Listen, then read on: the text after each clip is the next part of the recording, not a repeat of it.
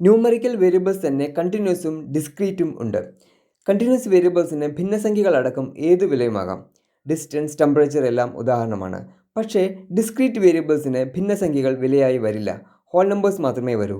ഉദാഹരണത്തിന് ഒരു വീട്ടിലെ അംഗങ്ങളുടെ എണ്ണം, പർച്ചേസ് ചെയ്ത പ്രൊഡക്റ്റുകളുടെ എണ്ണം മുതലായവ. കാറ്റഗറിക്കൽ വേരിയബിളും രണ്ടു തരത്തിലുണ്ട്: ordinal and nominal. Grade A എന്നത് ഗ്രേഡ് ബിയേക്കാൾ നല്ല ഗ്രേഡാണല്ലോ. ഗ്രേഡ് ബി ഗ്രേഡ് സിയേക്കാൾ നല്ല ഗ്രേഡാണ്. അതായത് ഈ ഗ്രേഡുകൾക്ക് ഒരു ഓർഡർ ഉണ്ട്. വാല്യൂസിൻ്റെ ഓർഡറിന് പ്രാധാന്യമുള്ള കാറ്റഗറിക്കൽ വേരിയബിളാണ് ordinal variable. Low, medium, high എന്നത് മറ്റൊരു ഉദാഹരണമാണ്. പക്ഷേ എല്ലാ കാറ്റഗറിക്കൽ വേരിയബിളും അങ്ങനെയല്ല. കളർ രേഖപ്പെടുത്താൻ ഒരു വേരിയബിൾ ഉണ്ടെന്ന് വയ്ക്കുക. അതിന് റെഡ്, വൈറ്റ്, ബ്ലൂ തുടങ്ങിയ വാല്യൂസ് കൊടുക്കാം.